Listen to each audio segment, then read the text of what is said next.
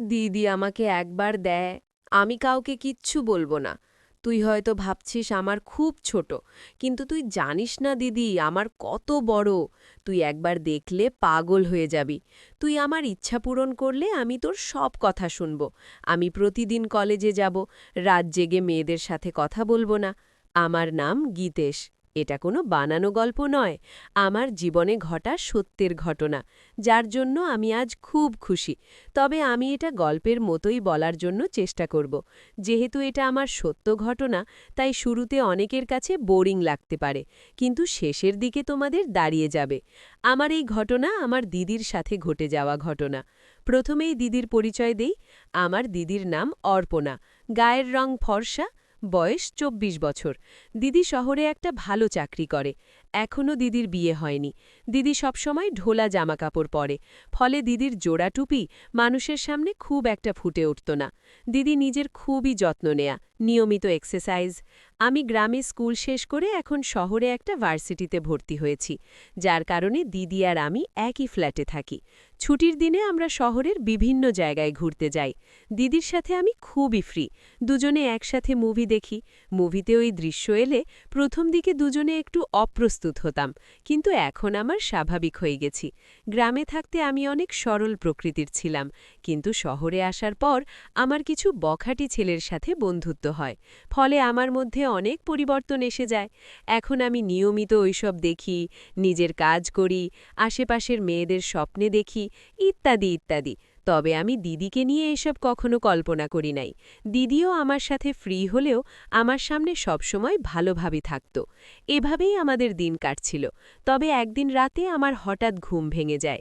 আমি উঠে টেবিল থেকে পানি খেতে গেলে শুনতে পেলাম দিদির রুমে কেমন যেন একটা শব্দ হচ্ছে।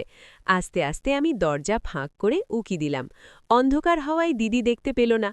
উকি দিয়ে দেখি দিদি ফোনের দিকে চেয়ে আছে, আর নিজেই নিজের কেমন অদ্ভুত শব্দ করছে। বুঝলাম দিদি ভিডিও দেখে নিজেকে শান্ত করছে। আমি কিছুক্ষণ উকি দিয়ে দেখে চলে আসলাম। বুঝলাম দিদি বাইরে থেকে যেমনই থাকার জন্য চেষ্টা করুক না কেন, ভেতর থেকে ওই প্রকৃতির। ওই দিন থেকে দিদির প্রতি আমার দৃষ্টিভঙ্গি পুরাপুরি পাল্টে যায়।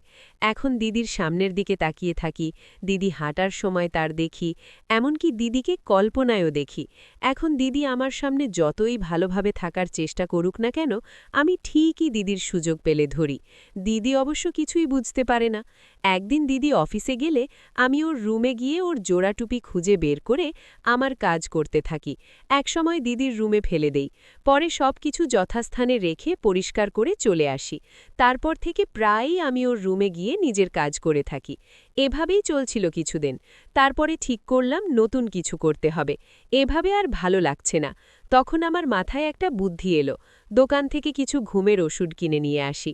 রাতে গোপনে দিদির খাবারে তা মিশিয়ে দেয়। ফলে খাবার খেয়ে দিদি দ্রুতই ঘুমোতে চলে যায়। আমি আধ ঘন্টা পরে গিয়ে দিদিকে ডাক দেই। কোনো সাড়া শব্দ না পেয়ে উকি মেরে দেখি দিদি গভীর ঘুমে আচ্ছন্ন। আমি আস্তে আস্তে দিদির কাছে গেলাম। একটু পরে দিদির নিঃশ্বাসও বেড়ে গেল। ফলে আমি ভয় পেয়ে গেলাম। তাড়াতাড়ি দিদি ঠিক করে চলে এসে বাথরুমে গিয়ে কাজ সেরে ঘুমিয়ে পড়লাম। পরদিন ছুটি থাকায় দিদি অফিসে যায় নাই। আমিও কোথাও গেলাম না। সারা দিন দিদির সামনে দেখতে লাগলাম আর বাথরুমে গিয়ে কাজ করলাম। বিকেলে দিদির জন্য শরবত বানিয়ে তাতে ঘুমের ওষুধ মিশিয়ে নিয়ে গেলাম। দিদি আমাকে ধন্যবাদ দিয়ে খেয়ে নিল। খাওয়ার কিছুক্ষণ পরেই দিদি ঘুমিয়ে পড়ল। আমিও দেরি না করে দিদির কাজ শুরু করলাম। এতে দিদি একটু নড়ে উঠল। আমি ভয় পেয়ে সবকিছু ঠিকঠাক করে রুমে চলে আসলাম। এরপর আমার মনের মধ্যে কিছুটা আপাতত বোধ কাজ করতে লাগল। আমি কি করছি এসব? আমার আপন দিদির সাথে এগুলো কি ঠিক হচ্ছে? আর দিদি যদি জেনে যায় তাহলে কি হবে? আর অন্য মানুষের জানলে আমাদের কি হবে? এসব ইত্যাদি ইত্যাদি। কিন্তু দিদির মধ্যে আমি তেমন পরিবর্তন লক্ষ্য করলাম না। তার মানে দিদি জানতে পারে নাই। আমিও এসব থেকে দূরে থাকার প্রতিজ্ঞা করলাম। আমি যতটা সম্ভব দিদিকে এড়িয়ে চলতে লাগলাম। দিদি বিষয়টা লক্ষ্য করে আমাকে জিজ্ঞাসা করে, কোনো সমস্যা কি না? আমি কইলাম না, কোনো সমস্যা নেই। এরপর দিদি আর কিছুই কইল না। এভাবে কিছুদিন কেটে গেল। কিন্তু একদিন সন্ধ্যার একটু পরে আমি ওই ভিডিও দেখে ভীষণ ইচ্ছা হয়ে গেলাম, আর নিজের কাজও করলাম না। আমার রাগে শক্ত হয়ে রয়েছে। কোনোভাবেই শান্ত হয় না। এতে আমার খুব একটা ভালো লাগছিল না। তাই নিজের প্রতিজ্ঞা ভেঙে মনে মনে ঠিক করলাম আজ রাতে আবার দিদির কাছে যাব। রাতে দিদিকে ঘুমের ওষুধ খাইয়ে দিলাম। দিদি আমার মুড় খেয়ে ঘুম থেকে লাফিয়ে উঠে নিজের অবস্থা দেখে হতবম্ব হয়ে যায়। কিছুক্ষণ পরে আবার নিজেকে সামলে নিয়ে কইল, কি করছিস এসব তুই? আমি তোর দিদি হই, আর তুই আমার ভাই, তোর সে হুঁশ আছে? আমি কিছুই না বলে নির্বাক হয়ে দিদির পাশে লজ্জায় মাথা নাচি করে বসে থাকলাম। দিদি তার নিচ তখনও ঢাকে নাই। আমার চোখ বারবার সেদিকেই চলে যাচ্ছিল। দিদি সে বুঝতে পারল, সে তা ঠিক করতে লাগল। আমি কিছু একটা বলতে যাচ্ছি এমন সময় আমাকে কষে একটা চড় দিয়ে রুম থেকে যেতে কইল।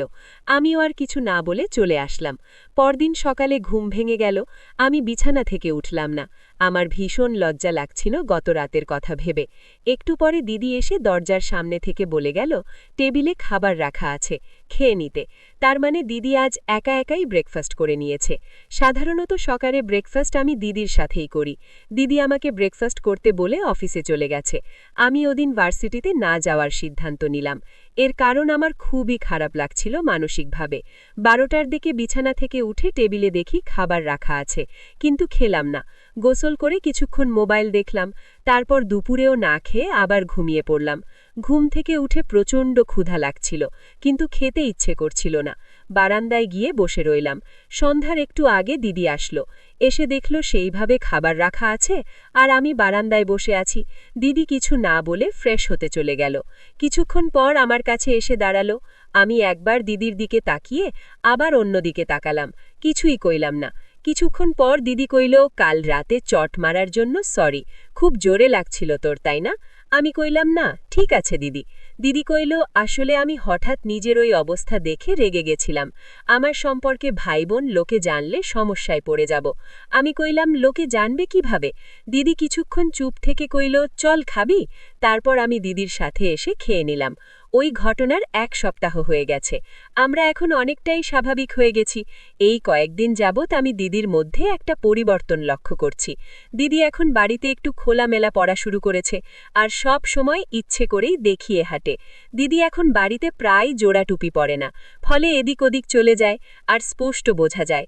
আমি কিছুই বলি না, কিন্তু দিদির ওই অবস্থা দেখে আমার নিজের সব সময় রাগ হয়ে থাকে। একদিন আমি বাথরুমে ওই কাজ করতেছিলাম, ভুলে দরজা লক করতে ভুলে গিয়েছিলাম। হঠাৎ দরজা খোলার শব্দ হলো। দরজার দিকে তাকিয়ে দেখি দিদি দাঁড়িয়ে আছে। দিদি কিছু না বলেই চলে গেল। রাতে খাবার সময় দিদি কইল, ওই কাজ করলে স্বাস্থ্যের ক্ষতি হয়, ওসব আর করবি না। আমি কইলাম, কি করছে আমি? দিদি কইল, ন্যাকা, কিছুই বুঝো না, দুপুরে যা করি আমি। বুঝেও না বোঝার ভান করে কইলাম, কি করলাম দিদি? দিদি কইল, ওই কাজ করবি না। আমি কইলাম, কি আর করার, আমার তো ওই কাজ কোনো উপায় নাই। তারপর দিদি আর কিছু কইল।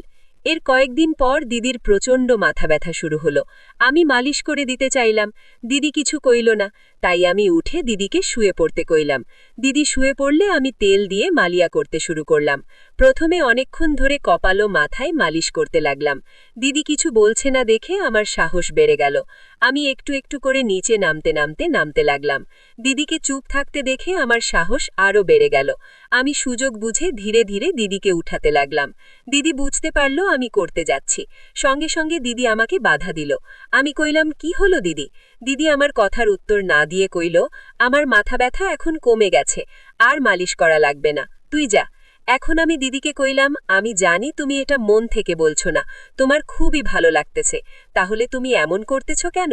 তারপরেও দিদি আমাকে যেতে কইল, কিন্তু আমার কোনোভাবেই দিদিকে ছেড়ে যেতে ইচ্ছা করছিল না। তাই আমি কইলাম, তাহলে শুধু তোমার সামনের দাও, দেখো আমার কি অবস্থা হয়েছে। এই বলে আমি আমার দিকে শান্ত না করলে আমার খুবই কষ্ট হবে, প্লিজ দিদি। দিদি তখন আর কিছু কইল না। আমি বুঝলাম দিদি এখন আর বাধা দিবে না। দিদি এখন আর কিছুই বলছে না। দিদি জোরে জোরে নিঃশ্বাস নিতে লাগলো। আমি বুঝলাম দিদির ভালো লাগছে। এভাবে প্রায় 15 মিনিট চলল। আমার মনে হলো আমার হবে। আমি এখন আরও জোরে জোরে দিতে লাগলাম। দিদিও বুঝতে পারল। দিদি আমার হাত সরিয়ে দিল। কইলাম, দিদি কি হলো? দিদি কইল, আমার ভালো লাগছে না, তুই যা। এখন আমি আর জোরাজোরি না করে আমার রুমে চলে আসলাম। বিছানায় শুয়ে ভাবছিলাম দিদির কথা। তারপর আবার ভাবলাম, দিদি অসুস্থ ছিল এই জন্য মনে হয়। তবে দিদিকে আমার দিতেই হবে, এমন একটা ভাব আসলো আমার মনের মধ্যে। ওই রাতে দিদির কথা ভাবতে ভাবতেই ঘুমিয়ে গেলাম। সকালে দিদি অফিসে চলে গেল, আর আমি ক্লাস করতে চলে গেলাম। দিদির সাথে তেমন একটা কথা হয় নাই, তবে আমি এটাকে স্বাভাবিকভাবেই নিলাম। সারা দিন আমি দিদির কথা ভাবতেছিলাম। ক্লাস শেষ করে বন্ধুদের সাথে কিছুক্ষণ আড্ডা দিয়ে বাসায় চলে আসলাম। বাসায় এসে ফ্রেশ হয়ে খাবার খেয়ে কিছুক্ষণ মোবাইলে ভাই বোনের ভিডিও দেখলাম। তারপর ঘুমিয়ে পড়লাম। ঘুম থেকে উঠে দেখি সন্ধ্যা হয়ে গেছে। দিদি অফিস থেকে এসে শুয়ে আছে। আমি দিদির জন্য অপেক্ষা করতে লাগলাম। দিদিকে ছাড়া আমার এক মুহূর্ত ভালো লাগছিল না। একটু পরে পরে আমার ফোন বেজে উঠল। দেখি দিদির ফোন। রিসিভ করতেই দিদি একটা শপিং মলের ঠিকানা দিয়ে কইল, ওখানে চলে আয়। আমি ওখানে গিয়ে কিছুক্ষণ অপেক্ষা করার পরে দূরে দেখি দিদি এদিকে আসতেছিল। আমাকে দেখে দূর থেকে একটা হাসি দিল। দিদির হাসিটা সত্যিই সুন্দর। দিদি আসার পরে আমি দিদিকে জিজ্ঞেস করলাম, শপিং করবে? সকালে বললিনি তো। দিদি কইল, দুপুরেই ভাবলাম আমার বয়ফ্রেন্ডকে একটা গিফট দেব, এই জন্য তো তোকে আর বলা হয় নাই। আমি অবাক হয়ে কইলাম, তোমার বয়ফ্রেন্ড? আগে কখনো শুনিনি তো যে তোমার বয়ফ্রেন্ড আছে।